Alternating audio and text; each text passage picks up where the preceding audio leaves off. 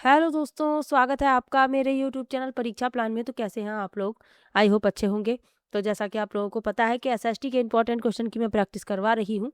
2 video आ चुकी हैं practice की। पहली वीडियो में मैंने 40 प्रश्न लिए थे, दूसरी वीडियो में मैंने 50 प्रश्न लिए थे, लेकिन आज मैं पूरे 60 प्रश्न लेकर आई हूँ। तो आप लोग वीडियो में अंत तक बने रहिए और कमेंट में ये ज़रूर बताइएगा कि 60 में से आपने कितने प्रश्न सही कर पाए हैं। चलिए आज के वीडियो को शुरू करते हैं। वीडियो देखने के बाद यदि आपको अच्छा लगे, हेल्पफुल लगे तो वीडियो को लाइक और शेयर कीजिएगा, और यदि आप चैनल पर नए हैं तो चैनल को सब्सक्राइब कर लीजिए। मैंने प्रीवियस ईयर के क्वेश्चन भी शामिल किए हैं, एनसीईआरटी बेस्ड क्वेश्चन शामिल किए हैं, पैडागोजी के क्वेश्चन भी शामिल किए हैं, पॉलिटी के क्वेश्चन भी शामिल किए हैं। इसके अलावा एनसीईआरटी से एसएसटी को मैं पढ़ा रही थी, लेकिन आप लोगों का रिस्पॉन्स अच्छा ना होने के कारण उस सीरीज को मैंने बीच में ही बंद कर दिया है। अब मैं इंपॉर्टेंट क्वेश्चन करवा रही हूँ, तो आप लोग अच्छा रिस्पॉन्स रखिएगा। जो सभी महत्वपूर्ण प्रश्न हैं सभी की प्रैक्टिस मैं करवा दूंगी। चलिए शुरू करते हैं। पहला प्रश्न दिया गया है, भारतीय संविधान के किस खंड को अक्सर संविधान की अंतरात्मा कहा जाता है? पहला है नीति निर्देशक सिद्धांतों से संबंधित खंड, दूसरा है मौलिक अधिकारों से संबंधित खंड, तीसरा है अनुसूचित जाति, अनुसूचित जनजाति एवं अन्य पिछड़ा वर्ग के लिए आरक्षण नीति से संबंधित खंड, और चौथा है संविधान की प्रस्तावना। तो मौलिक अधिकारों को अक्सर भारतीय संविधान की अंतरात्मा के रूप में जाना जाता है, क्योंकि यह नागरिकों के अधिकारों और विनियमों की सुरक्षा के लिए एक उचित गारंटी प्रदान करता है। तो इसमें जो आपका उत्तर होगा वह होगा दूसरा विकल्प। दूसरा विकल्प आपका उत्तर हो जाएगा। चलिए आगे बढ़ते हैं। लोकसभा के लिए कितने सदस्य मनोनीत हो सकते हैं? पहला है एक भी नहीं, दूसरा है 2, तीसरा है 4 और चौथा है 12।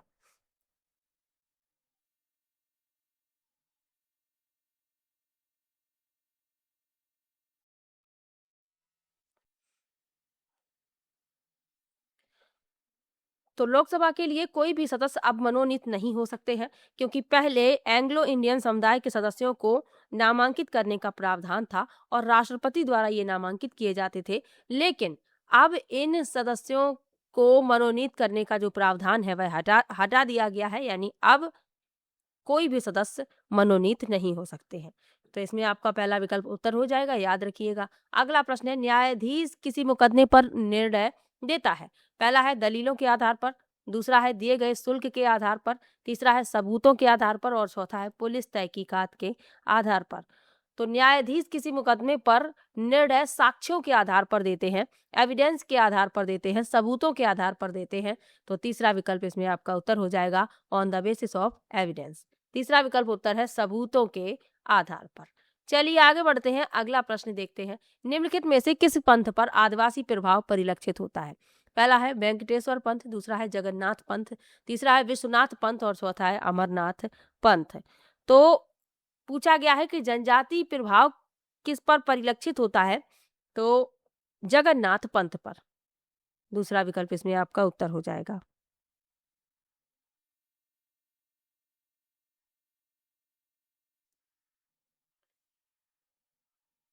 जगन्नाथ पंथ की उत्पत्ति के बारे में क्या बताया गया है? देवता स्वयं हिंदू पंथ के लगभग सभी संप्रदायों जैसे वैदिक धर्म, वैष्णव, शैववाद, तांत्रिकवाद, ब्राह्मणवाद को अपने निवास में स्वीकार करते हैं। इन संप्रदायों के अलावा जैन धर्म, बौद्ध धर्म अपने धर्मों से संबंधित जगन्नाथ त्रय की प्रशंसा करते हैं। इसके बावजूद जगन्नाथ पंथ के विद्वान जगन्नाथ त्रय के आदिवासी मूल में विश्वास करते हैं। जगन्नाथ पंथ के क्षेत्र के विद्वान भी अपने अपने विचार और सिद्धांत रखने में भिन्न हैं, लेकिन जगन्नाथ पंथ की उत्पत्ति के संबंध में प्रतिपादित सभी सिद्धांतों में आदिवासी मूल का सिद्धांत सबसे अधिक स्वीकृत है। तो ये याद रखिएगा कि किस पंथ पर आदिवासी प्रभाव परिलक्षित होता है? जगन्नाथ पंथ पर। चलिए आगे बढ़ते हैं। दस्त, पेचिश, हैजा जैसी बीमारियों को रोका जा सकता है। पहला है स्वास्थ्य शिक्षा के द्वारा, दूसरा है बेहतर स्वास्थ्य सुविधाओं के द्वारा, तीसरा है सुरक्षित पेयजल उपलब्ध कराकर, और चौथा है सस्ती दवाइयां उपलब्ध कराकर। तो दस्त, पेचिश, हैजा जैसी जो बीमारियां हैं, यानी डायरिया है, कॉलरा है, ये जो बीमारियां हैं ये दूषित जल के सेवन से होती हैं। तो यदि सुरक्षित पेयजल उपलब्ध कराया जाए तो इन बीमारियों को रोका जा सकता है। तीसरा विकल्प इसमें आपका उत्तर हो जाएगा। चलिए आगे बढ़ते हैं। सरकार एवं इसके कार्यों की चर्चा अक्सर अतिवादी विचारों की तरफ ले जाती है, अतः शिक्षक को चाहिए कि वह पहला है इस पर किसी विवाद अथवा चर्चा से बचे, दूसरा है सरकार के तौर तरीकों की आलोचना करे, तीसरा है न्यायिक सक्रियता के लिए दलील दे, और चौथा है उपदेशात्मक क्रियाओं की तुलना में अधिक वस्तुनिष्ठ अंतःक्रियाओं का आयोजन करें। तो आप विकल्प पढ़ेंगे तो आपको उत्तर समझ में आने लगेगा कि कौन सा विकल्प उत्तर होना चाहिए। किसी भी वाद विवाद से बचेगा यदि शिक्षक, तो बच्चे कैसे अपने विचार प्रदर्शित कर पाएंगे? पहला गलत हो गया। सरकार के तौर तरीकों की आलोचना करें। अरे सरकार के तौर तरीकों की आलोचना नहीं करनी है।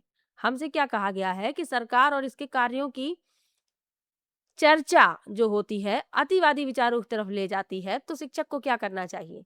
न्यायिक सक्रियता के लिए दलील दे, ये भी गलत हो जाएगा। उपदेशात्मक क्रियाओं की तुलना में अधिक वस्तुनिष्ठ अंतः क्रियाओं का आयोजन करे।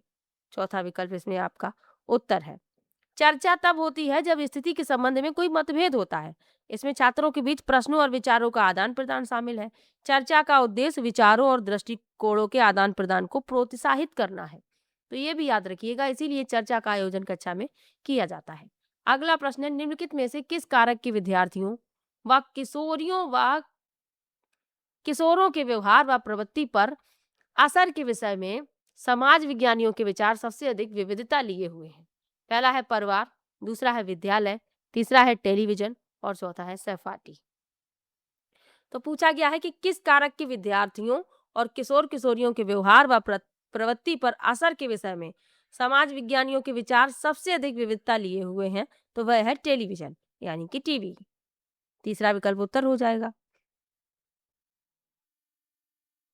बच्चों और किशोरों के व्यवहार और दृष्टिकोण पर टेलीविजन के प्रभाव के बारे में सामाजिक वैज्ञानिकों के विचार भिन्न है। सामाजिकरण शून्य में नहीं हो सकता। व्यक्ति, समूह और संस्थाएं सामाजिकरण के लिए सामाजिक संदर्भ का निर्माण करती हैं। इन्हीं घटकों के माध्यम से हम सीखते हैं और अपनी संस्कृति के मूल्यों और मानदंडों को शामिल करते हैं। उनमें से कुछ ये मानते हैं कि टेलीविजन अपराध और कई जो अन्य चीजें हैं जो मस्तिष्क को खराब कर रही हैं, उनको बढ़ावा दे रही है। उनमें से कुछ मानते हैं कि टेलीविजन परिवर्तन के माध्यम के रूप में कार्य कर रहा है या बुद्धि और ज्ञान प्राप्ति का माध्यम है। देखिए, जो कोई भी चीज आप ले लीजिए, उसके लाभ भी होते हैं और उसकी हानियां भी होती हैं। टेलीविजन को यदि आप सकारात्मक रूप में देखें तो उससे आपको न्यूज भी मिलती है, उससे आपको दूर देश की जानकारी भी मिलती है और कई महत्वपूर्ण पहलू टेलीविजन से जुड़े हुए हैं। लेकिन यदि आप उसकी हानियां देखें तो कई हानियां भी हैं, तो ये भी साथ में याद रखिएगा। तो इसीलिए जब कोई किसी मत पर विचार किया जाता है तो कुछ लोग उसके पक्ष में होते हैं और कुछ उसके विपक्ष में होते हैं, तो ये भी आपको याद रखना है। अगला प्रश्न देखते हैं, निम्नलिखित में से कौन सी विधि सामाजिक विज्ञान कक्षा में शिक्षार्थियों का शैक्षिक गतिविधियों पर बिताए गए समय को बढ़ाने के लिए सर्वोत्तम है? पहला है सप्ताह में 3 बार गृह कार्य देना, दूसरा है नए विषयों पर उन पर चर्चा करने से पहले सभी विद्यार्थियों को अलग अलग परियोजना देना, तीसरा है रुचि बनाए रखने हेतु दिए जा रहे व्याख्यान में अधिक से अधिक नई सामग्री रखना और चौथा है ठीक पाठ योजना व प्रत्येक गतिविधि के लिए नियत समय का पालन। तो पूछा गया है कि शैक्षिक गतिविधियों पर बिताए गए समय को बढ़ाने के लिए जो सर्वोत्तम है, तो नए विषयों पर उन पर चर्चा करने से पहले सभी विद्यार्थियों को अलग अलग परियोजनाएं देना। दूसरा विकल्प इसमें आपका उत्तर हो जाएगा। आप लोगों से मैं कह रही हूं कि पेडागोजी का क्वेश्चन बहुत ध्यान से करिएगा एग्जाम में। अगला प्रश्न है, एक छात्रा भारतीय सैनिकों द्वारा कारगिल युद्ध में झेली कठिनाइयों के विषय में उत्सुक है। वह कुछ सैनिकों का इंटरव्यू लेती है जिन्होंने इस युद्ध में हिस्सा लिया था। इन सैनिकों को निम्नलिखित में से क्या माना जा सकता है? पहला है गौड़ स्रोत, दूसरा है प्राथमिक स्रोत, तीसरा है वास्तविक बयान करने वाले और चौथा है आंतरिक स्रोत।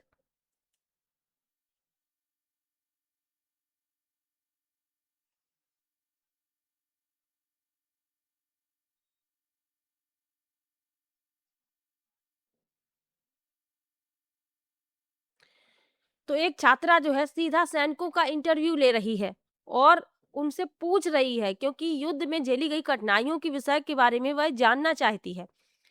तो ये किसके अंतर्गत आएगा, ये पूछा गया है, तो ये प्राथमिक स्रोत के अंतर्गत आएगा, प्राइमरी सोर्सेस। दूसरा विकल्प इसमें आपका उत्तर हो जाएगा। प्राथमिक स्रोत वे स्रोत होते हैं जिनमें मूल विषय वस्तु होती है, जिसे पहली बार प्रकाशित, रिपोर्ट या रिकॉर्ड किया गया है और किसी द्वितीयक पक्ष द्वारा व्याख्या, अवलोकन, सारांशित, अनुवाद या मूल्यांकन नहीं किया गया। तो सिपाही खुद ही बता रहा है, सैनिक खुद बता रहा है अपने अनुभव, तो ये प्राथमिक स्रोत के अंतर्गत आएगा। पहला विकल्प इसमें आपका उत्तर है। चलिए आगे बढ़ते हैं। एक शिक्षक कक्षा 7 के छात्रों को गहन अध्ययन के लिए प्रकरण देना चाहता है। निम्नलिखित में से सबसे उपयुक्त कौन सा होगा? पहला है भूकंप, दूसरा है भारत की प्रमुख फसलें, तीसरा है भारत में पाए जाने वाले खनिज और चौथा है पृथ्वी की संरचना। तो एक शिक्षक कक्षा 7 के छात्रों को गहन अध्ययन के लिए प्रकरण देना चाहता है, तो सबसे उपयुक्त होगा भूकंप। पहला विकल्प इसमें आपका उत्तर हो जाएगा। तो केस स्टडी क्या होता है? तो केस स्टडी एक शोध दृष्टिकोण को संदर्भित करता है जो आमतौर पर सामाजिक विज्ञान में बुनियादी सिद्धांतों के कारणों को ज्ञात करने के लिए, किसी व्यक्ति समूह या समुदाय या घटना की जांच और विश्लेषण करने के लिए उपयोग किया जाता है। केस अध्ययन किसी व्यक्ति की स्थिति का विस्तार से वर्णन करता है। यह प्रासंगिक सैद्धांतिक अवधारणाओं का उपयोग करके विश्लेषण करने के लिए केस के प्रमुख मुद्दों की पहचान करता है। तो पहला विकल्प इसमें आपका उत्तर होगा। चलिए आगे बढ़ते हैं। वैयक्तिक चुनाव की तुलना में अवलोकन योग्य तथ्यों को ध्यान में रख निगमन निकालना निम्नलिखित में से क्या कहलाता है? पहला है तर्कणा, दूसरा है मुक्त संगत, तीसरा है आत्म केंद्रिता और चौथा है सामाजिक बुद्धि उत्तेजना। तो कहा जा रहा है कि वैयक्तिक चुनाव की तुलना में अवलोकन योग्य तथ्यों को ध्यान में रख निगमन निकालना क्या कहलाता है? तो ये तर्कणा कहलाता है। तर्क भी इसे कह सकते हैं, रीजनिंग कहते हैं इंग्लिश में। पहला विकल्प इसमें आपका उत्तर हो जाएगा। चलिए आगे बढ़ते हैं। विभिन्न देशों में भूमि उपयोग को दर्शाने के लिए निम्नलिखित में से कौन सी शिक्षण विधि, शिक्षण सामग्री उपयोगी होगी? पहला है फ्लो चार्ट, दूसरा है तुलनात्मक चार्ट, तीसरा है समय रेखा चार्ट और चौथा है वेन आरेख। तो विभिन्न देशों में भूमि उपयोग को दर्शाना है, यानी हमें तुलना करके दिखाना है, तो इसमें आपका तुलनात्मक चार्ट यानी कॉम्परेटिव चार्ट उपयोगी होगा। दूसरा विकल्प इसमें आपका उत्तर हो जाएगा। चलिए आगे बढ़ते हैं, अगले प्रश्न पर चलते हैं। एक शिक्षक अपनी पाठ्य योजना में छात्र मौर्य वंश के पतन के कारणों को बता सकेंगे। अनुदेशनात्मक उद्देश्य लिखता या लिखती है। यह उद्देश्य किसके अंतर्गत आएगा? पहला है ज्ञान, दूसरा अवबोध, तीसरा अनुप्रयोग और चौथा संश्लेषण।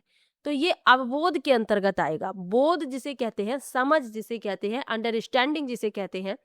तो छात्र जो है मौर्य वंश के पतन के कारणों को बता सकेंगे, तो ये अनुदेशनात्मक उद्देश्य लिखता है शिक्षक, तो ये अवबोध के अंतर्गत आएगा, अंडरस्टैंडिंग के।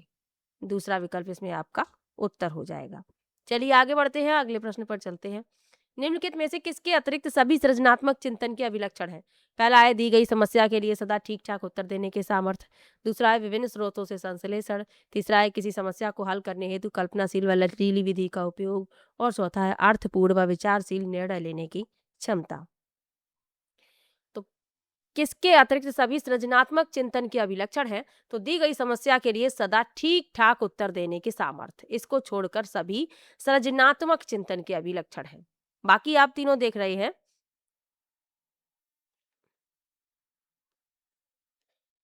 वो जो है सृजनात्मक चिंतन के अभिलक्षण है, लेकिन दी गई समस्या के लिए हमेशा ही कोई ठीक उत्तर देने का सामर्थ्य हो, ये सृजनात्मक चिंतन के अभिलक्षण नहीं है।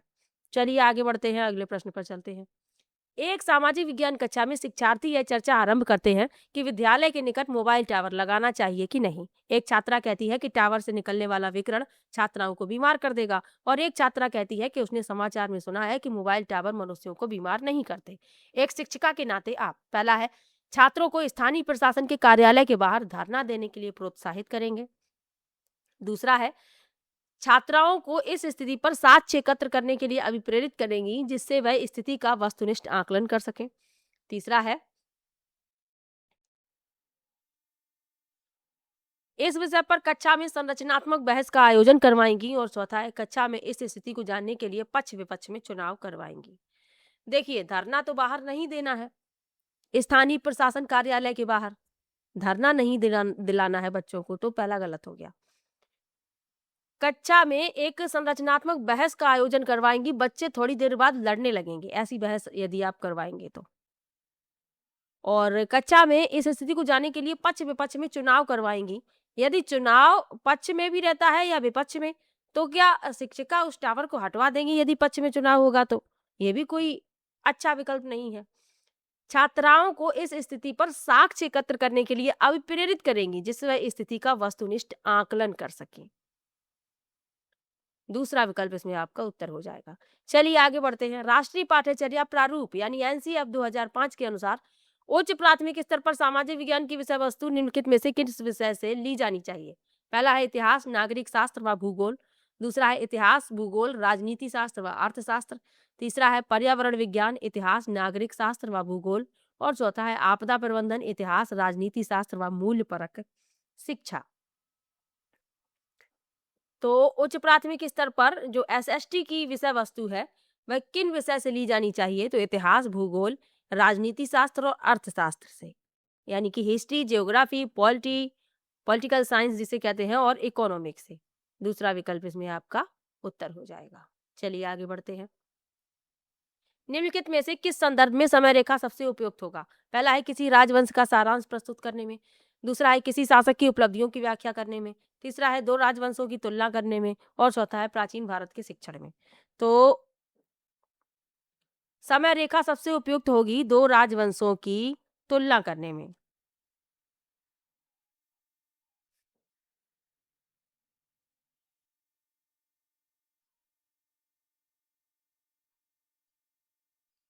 समय रेखा की जगह आपको घटनाक्रम भी लिखा मिल सकता है।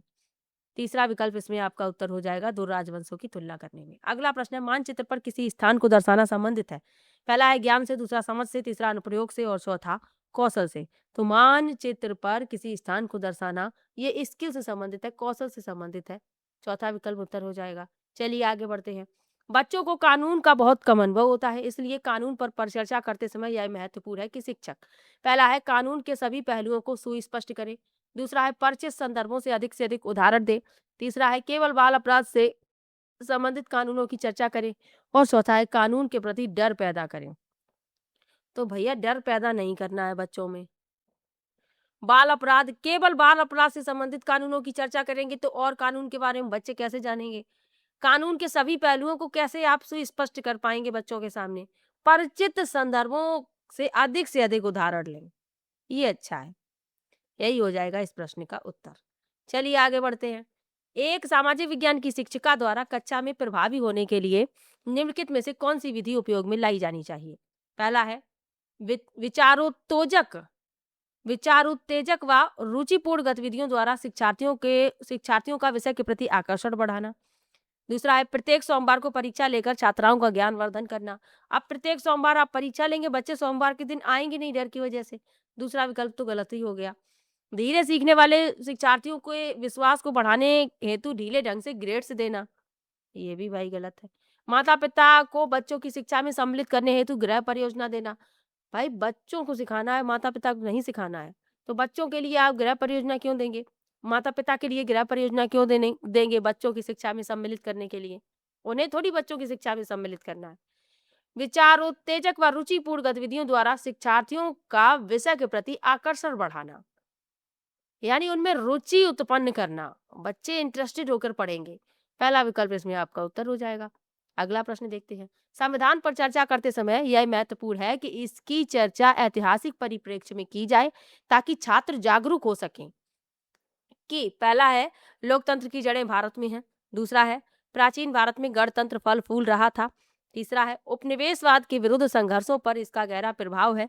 और चौथा है भारतीय संविधान विश्व का सबसे पुराना संविधान है। तो लोकतंत्र की जड़ें भारत में है, प्राचीन भारत गणतंत्र में फल फूल रहा था, उपनिवेश के विरुद्ध संघर्षों का इस पर गहरा प्रभाव है। ये सबसे अच्छा विकल्प है। दूसरा विकल्प इस प्रश्न का उत्तर है। आज दुनिया के अधिकांश देशों में संविधान है, जबकि सभी लोकतांत्रिक देशों में एक संविधान होने की संभावना है। यह आवश्यक नहीं है कि सभी देश जिनके पास एक संविधान है वे लोकतांत्रिक है। ये भी आपको ध्यान रखना है। चलिए आगे बढ़ते हैं। सामाजिक विज्ञान में परिणाम आधारित शिक्षार्थी अधिगम मॉडल निम्नलिखित में से किस पर प्राथमिक तौर पर केंद्रित होगा? पहला है समूह गतिविधियां, भ्रमण एवं संकलित परीक्षाएं। दूसरा है कक्षा में पाठ्यक्रम का पूरा अध्ययन करवाना, सूचना आधारित शिक्षण व संकलित आकलन। तीसरा है अधिगम उद्देश्य, अधिगम गतिविधियां, रचनात्मक व संकलित आकलन। और चौथा है शिक्षा उद्देश्य, नई शिक्षण पद्धतियां, बोर्ड परीक्षा। तो सामाजिक विज्ञान में परिणाम आधारित शिक्षार्थी अधिगम मॉडल निम्नलिखित में से किस पर प्राथमिक तौर पर केंद्रित होगा? तो अधिगम उद्देश्य, अधिगम गतिविधियां, रचनात्मक व संकलित आकलन। तीसरा विकल्प इसमें आपका उत्तर हो जाएगा।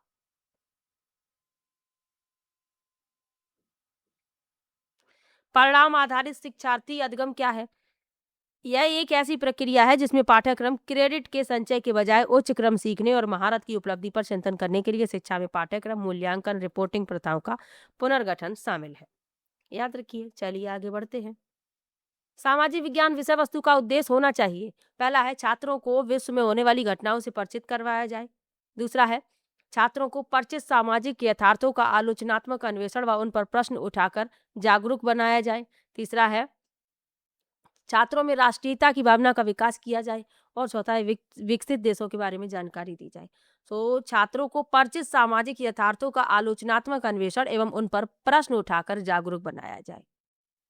दूसरा विकल्प इसमें आपका उत्तर हो जाएगा। चलिए आगे बढ़ते हैं। हमारे जैसी विविधतापूर्ण समाज में पाठ्य पुस्तकें इस प्रकार की होनी चाहिए। पहला है वे बच्चों को अच्छा नागरिक बनाने के सरकार के दृष्टिकोणों को प्रतिबिंबित करें। दूसरा है वे विवादित मुद्दों से दूर रहें। तीसरा है सभी क्षेत्रों एवं सामाजिक समूहों का उनसे जुड़ाव हो। और चौथा है अलग अलग क्षेत्रों के लिए अलग अलग पाठ्य पुस्तकें हों। तो सभी क्षेत्रों एवं सामाजिक समूहों का उनसे जुड़ाव हो, किसी में अलगाव ना हो, किसी भी समुदाय के प्रति, किसी भी समूह के प्रति। तो तीसरा विकल्प इसमें आपका उत्तर हो जाएगा। चलिए आगे बढ़ते हैं। राष्ट्रीय पाठ्यचर्या प्रारूप 2005 राष्ट्रीय पाठ्यचर्या प्रारूप 2005 सामाजिक विज्ञान विषय में शिक्षण उद्देश्य से शिक्षार्थियों को निम्नलिखित में से किस सामर्थ्य के लिए तैयार करना है? पहला है राजनीतिक निर्णयों की आलोचना। दूसरा है सामाजिक राजनीतिक वास्तविकता का विश्लेषण। तीसरा है देश की सामाजिक राजनीतिक स्थिति के विषय में सूचना का स्मरण। और चौथा है राजनीतिक व सामाजिक सिद्धांतों के विषय में ज्ञान को सरलतम विधि से प्रस्तुत करना, ताकि शिक्षार्थी उसे सुविधाजनक तरीके से याद कर सकें। तो याद तो करवाना ही नहीं है, पहले ही काट दीजिए। अब 3 विकल्प बचते हैं। सामाजिक राजनीतिक वास्तविकता का विश्लेषण, दूसरा विकल्प इसमें आपका उत्तर हो जाएगा। जब भी प्रश्न सकारात्मक हो और याद करने वाला दिया जाए, केवल लिखा हो, अलावा लिखा हो, इस तरीके के विकल्प उत्तर नहीं होंगे। अगला है संयुक्त राज्य अमेरिका में नागरिक अधिकार आंदोलन चलाया गया था। पहला है अफ्रीकी अमेरिकी के लिए मौलिक अधिकारों की मांग। दूसरा है समान अधिकार तथा नस्ल भेद को समाप्त करने की मांग लेकर। तीसरा है महिलाओं के लिए मताधिकार की मांग लेकर। और चौथा है वृद्धों के लिए सामाजिक सुरक्षा की मांग लेकर। पेडागोजी के क्वेश्चन समाप्त हुए। इतने ही क्वेश्चन थे पेडागोजी के।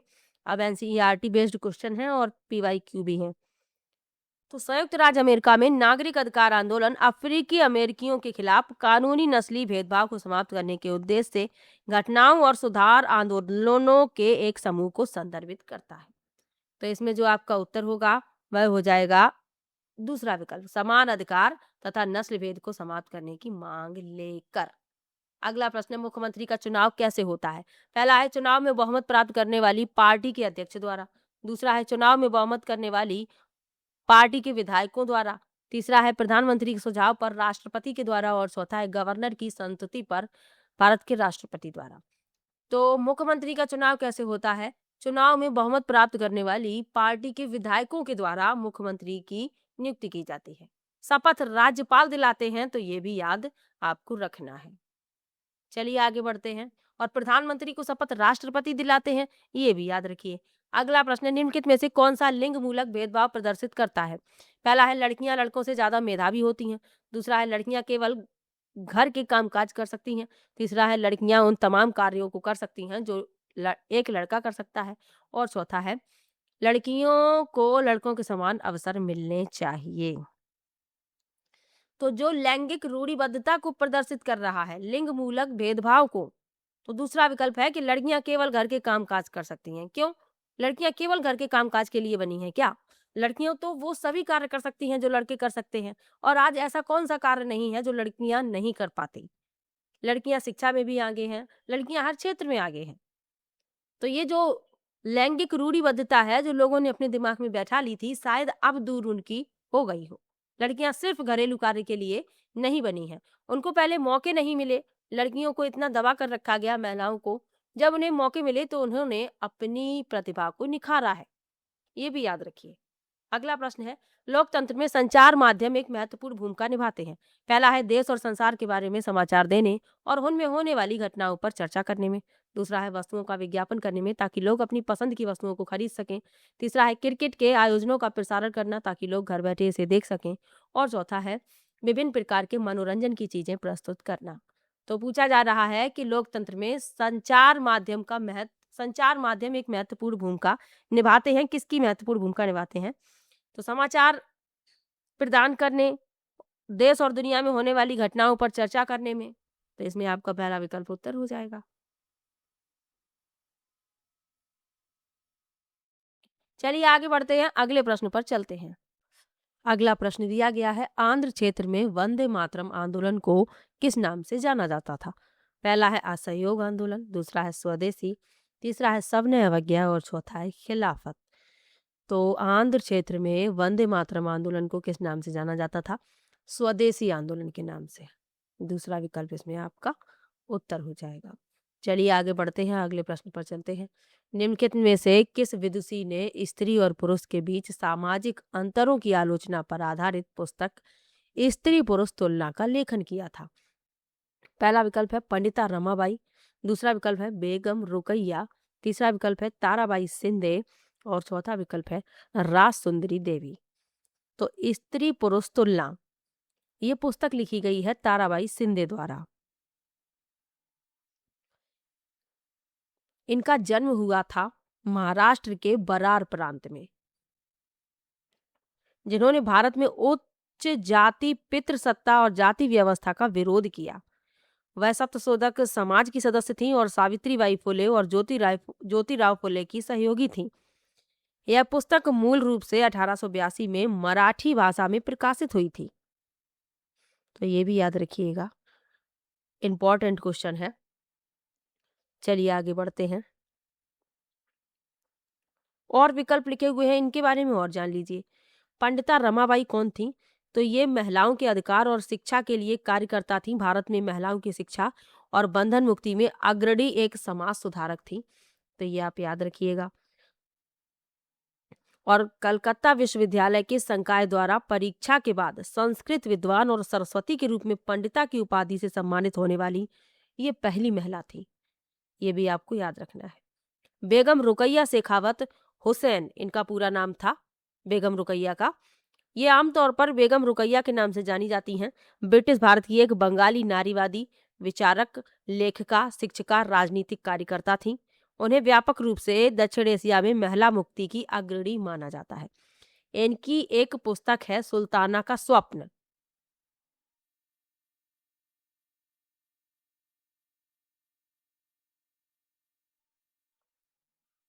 तो वो पुस्तक आप याद रखिएगा।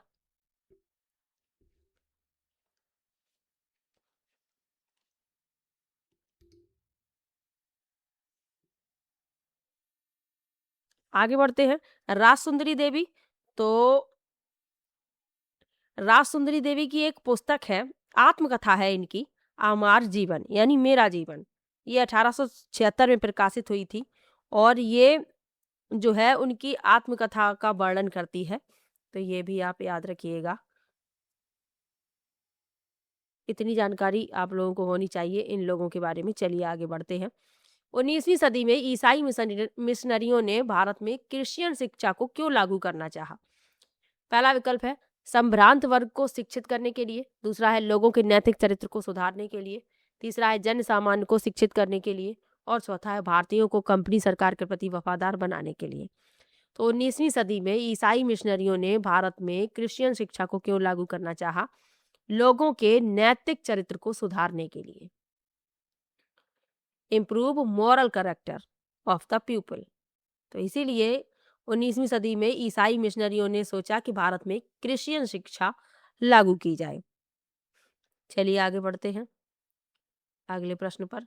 19वीं सदी में ब्रिटेन के औद्योगिकीकरण के साथ निम्नलिखित में से कौन सा परिवर्तन हुआ?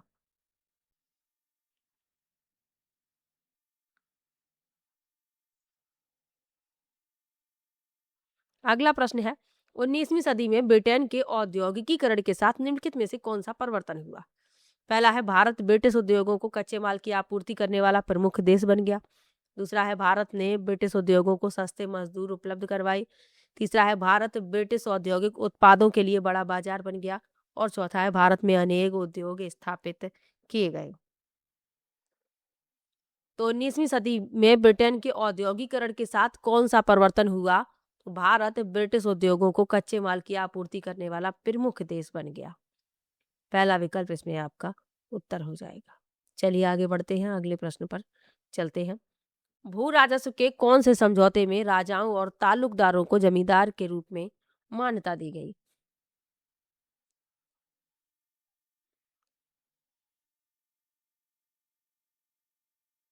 पहला विकल्प है रैयतवाड़ी समझौता, दूसरा है महालवाड़ी समझौता, तीसरा है स्थायी समझौता और चौथा है पट्टीदारी समझौता।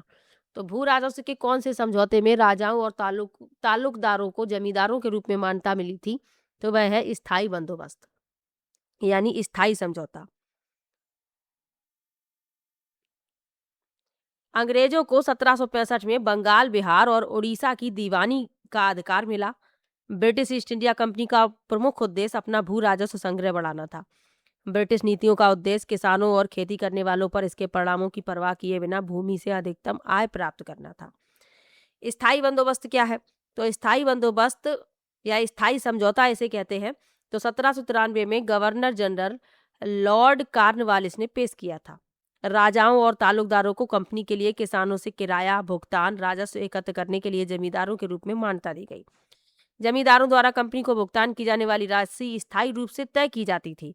कंपनी का मानना था कि राजस्व की राशि तय होने से जमींदारों को भूमि सुधार में निवेश करने से लाभ होगा, जिससे उत्पादन में वृद्धि होगी। जब भी वे कंपनी को भुगतान करने में विफल होते तो जमींदार भूमि पर अपना अधिकार खो देते थे। तो इसमें जो आपका उत्तर होगा तीसरा विकल्प परमानेंट सेटलमेंट। चलिए आगे बढ़ते हैं। बेगम हजरत महल ने अंग्रेजों के विरुद्ध विद्रोह भड़काने में निम्नलिखित में से किस नगर से सक्रिय भाग लिया? पहला है कानपुर, दूसरा है लखनऊ, तीसरा है फैजाबाद और चौथा है इलाहाबाद। तो 1857 का विद्रोह ब्रिटिश ईस्ट इंडिया कंपनी के शासन के खिलाफ एक प्रमुख विद्रोह था, लेकिन अंततः असफल था, जिसने ब्रिटिश क्राउन की ओर से एक संप्रभु शक्ति के रूप में कार्य किया। अब इसमें पूछा गया है कि बेगम हजरत महल ने अंग्रेजों के विरुद्ध विद्रोह भड़काने में किस नगर से सक्रिय भाग लिया? तो लखनऊ से।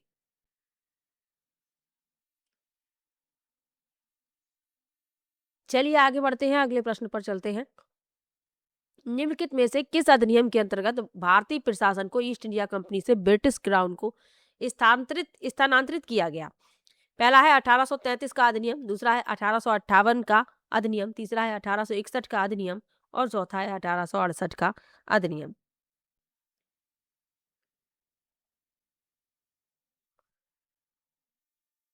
तो भारत सरकार अधिनियम 1858 2 अगस्त 1858 को पारित यूनाइटेड किंगडम की संसद का एक अधिनियम था। इसके प्रावधानों में ब्रिटिश ईस्ट इंडिया कंपनी के परिसमापन और इसके कार्यों को ब्रिटिश राज्य को हस्तांतरित करने का आह्वान किया गया था। तो इसमें जो आपका उत्तर होगा दूसरा विकल्प उत्तर हो जाएगा। चलिए आगे बढ़ते हैं। मध्यकालीन असम में पाइक निम्नलिखित में से क्या थे? पहला है बलात मजदूर, दूसरा है बागान में काम करने वाले मजदूर, तीसरा है पानी लाने वाले और चौथा है अनवार सेना के सदस्य। तो मध्यकालीन असम में पाइक क्या थे? तो ये पाइक जो थे ये बलात मजदूर थे, यानी बंधुआ मजदूर थे। तो इसमें जो आपका उत्तर होगा पहला विकल्प उत्तर हो जाएगा। चलिए आगे बढ़ते हैं। इन्हें पाइक कहा जाता था, तो ये भी याद रखिएगा। मणिग्रामम और नाना देसी निम्नलिखित में से क्या थे? पहला है चोल काल के प्रसिद्ध शहर, दूसरा है दक्षिण भारत के प्रसिद्ध व्यापारिक संघ, तीसरा है चोल शासन की प्रशासनिक इकाइयां और चौथा है ब्राह्मणों को ब्रह्मदेव के रूप में दिए गए प्रसिद्ध गांव।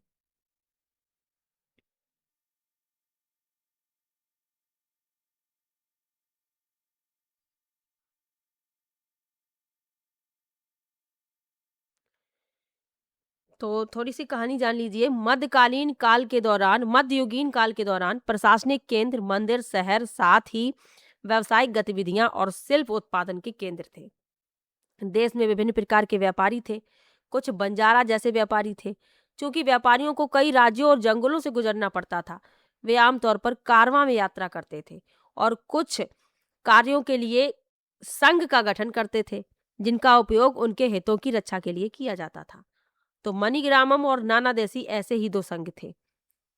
तो दक्षिण भारत के प्रसिद्ध व्यापारिक संघ थे ये।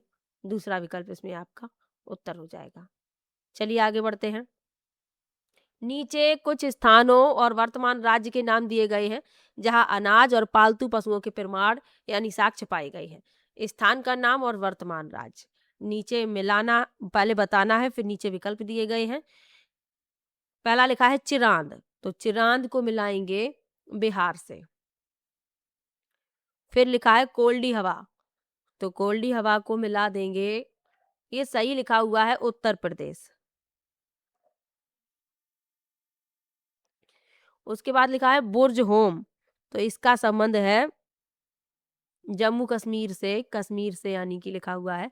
और हल्लूर, इसका संबंध है आंध्र प्रदेश से। तो ए का एच है, बी का एफ है, सी का ई है और डी का जी है, यानी कि पहला विकल्प इसमें आपका उत्तर हो जाएगा। ऋग्वेद में गंगा और यमुना नदी का नाम फिल करना है बार आया है। पहला है लगभग 1000 बार, दूसरा है 100, तीसरा है 12 और चौथा 1। तो ऋग्वेद में गंगा और यमुना नदी का नाम जो है 1 बार आया है। पहली बार गंगा और यमुना का एक साथ उल्लेख किया गया है ऋग्वेद में। तो इसमें जो आपका उत्तर होगा पहला विकल्प होगा। तो चलिए आगे बढ़ते हैं। निम्नलिखित में से कौन सी विशेषता बौद्ध और जैन दोनों धर्मों में है? पहला है केवल वही सच्चा ज्ञान प्राप्त कर सकते हैं जो घर त्याग देते हैं। दूसरा है इन दोनों धर्मों को मुख्यतः व्यापारियों का समर्थन प्राप्त था। तीसरा है मुक्ति पाने के लिए मनुष्य को अपने वस्त्रों सहित सब कुछ त्यागना होता था। और चौथा है अधिक पाने की निरंतर इच्छा को मध्य मार्ग अपनाकर समाप्त किया जा सकता है। तो कौन सी विशेषता बौद्ध और जैन दोनों धर्मों में है?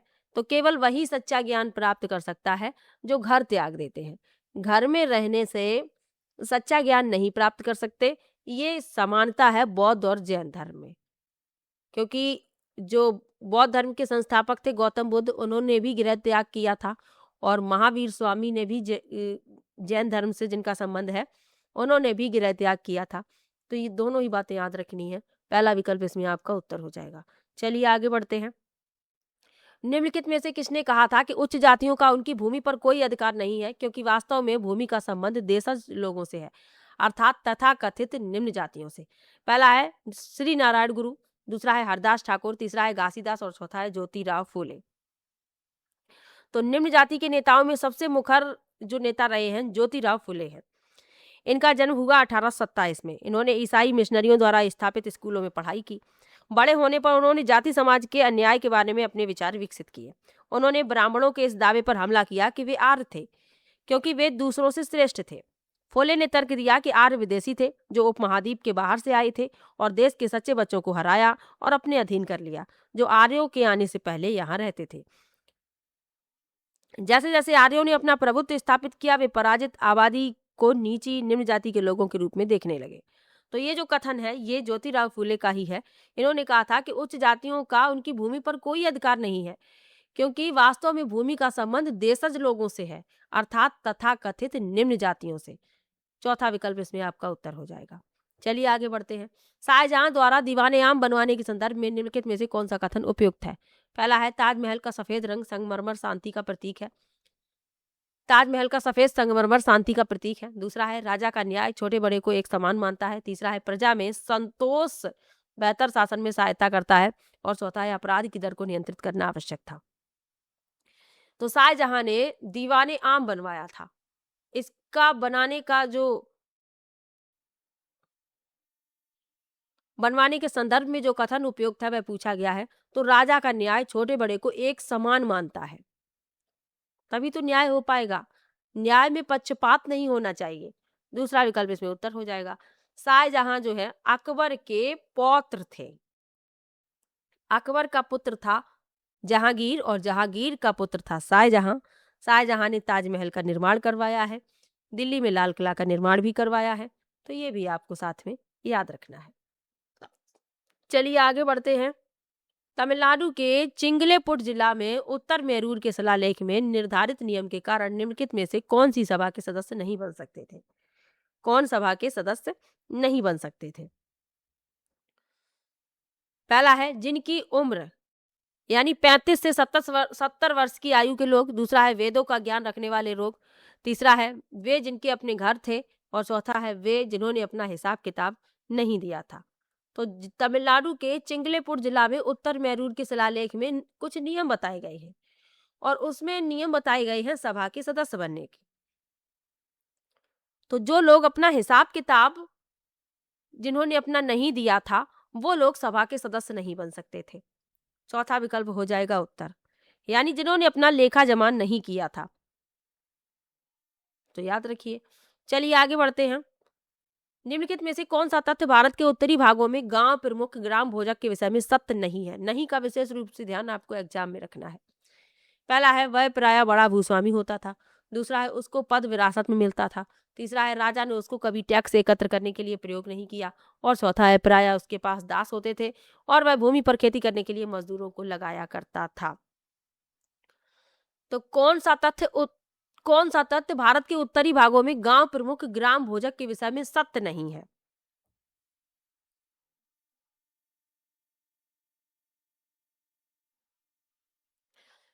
तो ग्राम भोजक क्या है, सबसे पहले इनके बारे में जान लीजिए।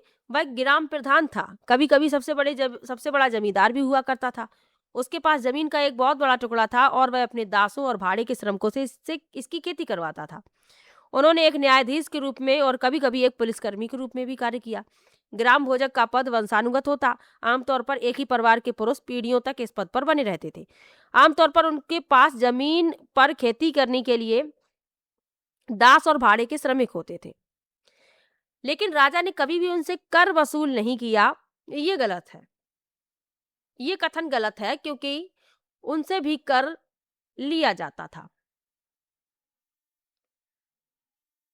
तो ये गलत हो गया, हमसे पूछा गया है जो सत्य नहीं है। तो तीसरा विकल्प सॉरी इस प्रश्न का उत्तर हो जाएगा। इसको थोड़ा इरेज करती हूं तो आपको सही से दिखाई देगा। तीसरा विकल्प इस प्रश्न का उत्तर है। चलिए आगे बढ़ते हैं। अगला प्रश्न है मृदा के कौन से गुण को निर्धारण जनक चट्टान करती है? पहला है अपक्षय की दर और खाद मिट्टी। दूसरा है मृदा की मोटाई। तीसरा है मृदा का जमाव और चौथा है रासायनिक गुण पारगम्यता एवं संरचना। तो मृदा का कौन सा गुण मूल सेल के द्वारा निर्धारण किया जाता है या जनक चट्टान द्वारा? तो रासायनिक गुण, पारगम्यता और संरचना। चौथा विकल्प हो जाएगा। मृदा के निर्माण के 5 कारक कौन कौन से हैं? मूल पदार्थ, जलवायु, बायोटा, समय और भौगोलिक स्थिति। याद रखिए। चलिए आगे बढ़ते हैं। धरातल के निकट पाए जाने वाले खनिजों को साधारणतया खोद कर निकालने की प्रक्रिया को क्या कहते हैं? पहला है उत्खनन। दूसरा है निस्तापन। तीसरा है विवृत खनन और चौथा है सिंटरन। तो धरातल के निकट पाए जाने वाले खनिजों को साधारणतया खोद कर निकालने की प्रक्रिया उत्खनन कहलाती है। पहला विकल्प हो जाएगा उत्तर। चलिए आगे बढ़ते हैं।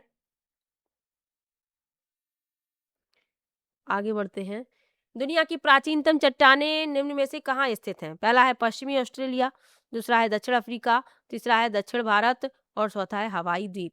तो दुनिया की प्राचीनतम चट्टानें पश्चिमी ऑस्ट्रेलिया में स्थित हैं। पहला विकल्प हो जाएगा इस प्रश्न का उत्तर। ऑस्ट्रेलिया में पृथ्वी पर सबसे पुराना महाद्वीप क्रस्ट है और शोधकर्ताओं ने पुष्टि की है कि लगभग 4.4 बिलियन वर्ष पुरानी पहाड़ियां हैं ये। तो पहला विकल्प हो जाएगा उत्तर। चलिए आगे बढ़ते हैं। कच्चे माल को अधिक मूल्यवान उत्पाद में बदलने वाली क्रिया को क्या कहा जाता है? पहला है प्राथमिक क्रिया। दूसरा है द्वितीयक क्रिया। तीसरा है आर्थिक क्रिया और चौथा है तृतीयक क्रिया। तो कच्चे माल को अधिक मूल्यवान उत्पाद में बदलने वाली क्रिया को द्वितीयक क्रिया कहा जाता है, सेकेंडरी एक्टिविटी कहा जाता है। दूसरा विकल्प उत्तर है। अगला प्रश्न है अपैची और क्रो निम्नलिखित में से क्या है? पहला है उत्तरी अमेरिका के कबीले। दूसरा है कीनिया के घुमंतू यानी खाना बदोश। तीसरा है अमेरिका के म्यूजिक बैंड और चौथा है पर्यावरण पर वृत्त चित्र। तो आप अपैची या अपाचे कह दे इन्हें, और क्रो ये उत्तरी अमेरिका के कबीले हैं। पहला विकल्प हो जाएगा इस प्रश्न का उत्तर। चलिए आगे बढ़ते हैं। 10 प्रश्न और रह गए हैं। जल्दी जल्दी से वीडियो को शेयर कर दीजिए, लाइक नहीं किया है तो लाइक भी कर दीजिए। निम्नलिखित में से कौन सा सनराइज उद्योग का एक उदाहरण है? पहला है सूचना प्रौद्योगिकी उद्योग, दूसरा है खाद्य तेल उद्योग, तीसरा है कागज उद्योग और चौथा है पटसन उद्योग। तो कौन सा सनराइज उद्योग का एक उदाहरण है? तो आईटी इंडस्ट्री यानी कि सूचना प्रौद्योगिकी उद्योग। आगे बढ़ते हैं। निम्नलिखित में से किस क्षेत्र को विश्व का फल उद्यान कहा जाता है? पहला है दक्षिण अफ्रीका का ऑरेंज क्षेत्र, दूसरा है भारत की कश्मीर घाटी, तीसरा है भूमध्य सागरीय क्षेत्र और चौथा है ऑस्ट्रेलिया में क्वींसलैंड। तो भूमध्य सागरीय क्षेत्र को विश्व का फल उद्यान कहा जाता है। तीसरा विकल्प उत्तर है। निम्नलिखित में से कौन जहाजों के नौकायन में सहायता करता है? पहला है उच्च ज्वारीय क्षेत्र, दूसरा है कम ज्वार का क्षेत्र, तीसरा है ऐसे क्षेत्र जहां गर्म समुद्री धाराएं और शीत समुद्री धाराएं मिलती हैं और चौथा है समुद्री धाराओं का क्षेत्र। तो जहाजों के नौकायन में सहायता करता है उच्च ज्वारीय क्षेत्र, पहला विकल्प इसमें आपका उत्तर है। अगला प्रश्न है, पृथ्वी द्वारा प्रसारित रेडियो तरंगों को वापस पृथ्वी पर कौन परावर्तित करता है? पहला है वायुमंडल, दूसरा मध्यमंडल, तीसरा समताप मंडल और चौथा ताप मंडल।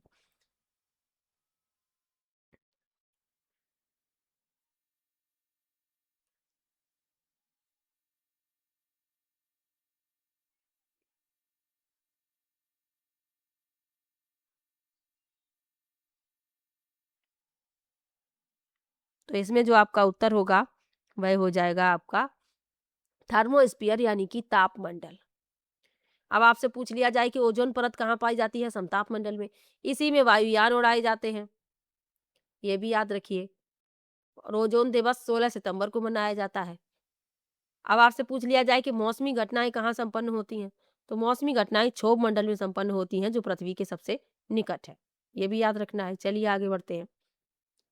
पर्यावरण में संतुलन बिगड़ जाता है यदि पहला है प्रजातियों की सापेक्ष संख्या के साथ छेड़छाड़ न की जाए, दूसरा है मानवीय गतिविधियां प्राकृतिक पर्यावास को सुरक्षित करती रहे, तीसरा है जंगली जानवरों का विवेकहीन शिकार किया जाना निषेध हो और चौथा है निर्वनीकरण तथा भू अपरदन चलता रहे। तो पर्यावरण संतुलन बिगड़ेगा यदि निर्वनीकरण यानी कि वनों की कटाई चलती रहे और भूमि अपरदन होता रहे, तो पर्यावरण संतुलन बिगड़ जाएगा। चौथा विकल्प इसमें आपका उत्तर है। चलिए आगे बढ़ते हैं। निम्नलिखित में से कौन सा धारणीय पोषणीय विकास का सिद्धांत नहीं है? पहला है प्राकृतिक संसाधनों का अधिकतम प्रयोग, दूसरा है जीवन के प्रत्येक प्रकार का सम्मान और उसकी देखभाल करना, तीसरा है पर्यावरण के प्रति व्यक्तिगत रवैये और व्यवहार में परिवर्तन और चौथा है मानव जीवन की गुणवत्ता में बढ़ोतरी। तो पूछा गया है कि कौन सा धारणीय पोषणीय विकास का सिद्धांत नहीं है? तो प्राकृतिक संसाधनों का अधिकतम प्रयोग, पहला विकल्प उत्तर हो जाएगा। न्यूनतम वेतन अधिनियम क्या है, ये पूछा जा रहा है। पहला है निश्चित करता है कि मजदूरों को न्यूनतम वेतन मिलना चाहिए, दूसरा है निश्चित करता है कि वेतन एक निश्चित न्यूनतम से कम नहीं होना चाहिए, तीसरा है नियोक्ताओं को कर्मचारियों का न्यूनतम वेतन निश्चित करने की छूट देता है और चौथा है संगठित क्षेत्र के केवल सरकारी कर्मचारियों के लिए है। तो निश्चित करता है कि वेतन एक निश्चित न्यूनतम से कम नहीं होना चाहिए, दूसरा विकल्प हो जाएगा उत्तर। अगला प्रश्न, संविधान के किस अनुच्छेद के अंतर्गत अस्पृश्यता के कारण किसी अयोग्यता को लागू करना कानून के अनुसार एक दंडनीय अपराध है? पहला है अनुच्छेद 15, दूसरा है अनुच्छेद 17, तीसरा है अनुच्छेद 21 और चौथा है अनुच्छेद 28। तो अनुच्छेद 17 जो है अस्पृश्यता का उन्मूलन करता है। अस्पृश्यता को अनुच्छेद 17 के अंतर्गत समाप्त किया जाता है और किसी भी रूप में इसका अभ्यास वर्जित है। तो इसमें जो आपका उत्तर होगा दूसरा विकल्प। और विकल्प लिखे हुए हैं। अनुच्छेद 15 ये धर्म, मूल, वंश, जाति, लिंग या जन्म स्थान के आधार पर भेदभाव निषेध करता है। अनुच्छेद 21 क्या कहता है? जीवन और व्यक्तिगत स्वतंत्रता का संरक्षण। अनुच्छेद 28 कुछ शैक्षणिक संस्थानों में धार्मिक शिक्षा या धार्मिक पूजा में उपस्थिति के बारे में स्वतंत्रता। चलिए आगे बढ़ते हैं। भारत में असमानता का मुख्य कारण क्या है? पहला है गरीबी, दूसरा धर्म, तीसरा जाति और चौथा लिंग।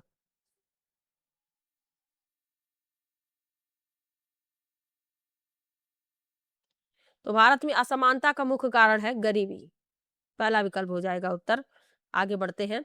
आखिरी प्रश्न, संवैधानिक उपचारों का अधिकार पहला है नागरिकों के मौलिक अधिकारों की रक्षा करता है, दूसरा है संविधान संशोधन द्वारा स्वयं को सुधारने के विषय में है, तीसरा है शिक्षा का अधिकार अधिनियम 2009 को निष्कासित करता है। और चौथा है न्यायपालिका को संसद द्वारा लागू कानून को निरस्त करने की शक्ति प्रदान करता है। तो संवैधानिक उपचारों का अधिकार जो है नागरिकों के मौलिक अधिकारों की रक्षा करता है। पहला विकल्प हो जाएगा इस प्रश्न का उत्तर। 60 प्रश्न लिए हैं। आपको किसी भी प्रश्न में डाउट हो आप कमेंट बॉक्स में जरूर बताइए, और 60 में से आपने कितने प्रश्न सही कर पाए हैं ये भी कमेंट में जरूर बताइएगा। मिलते हैं नेक्स्ट वीडियो में। वीडियो कैसा लगा कमेंट बॉक्स में जरूर बताइएगा। वीडियो को लाइक कीजिए, चैनल को सब्सक्राइब कर लीजिए। मिलते हैं नेक्स्ट वीडियो में, तब तक के लिए बाय बाय।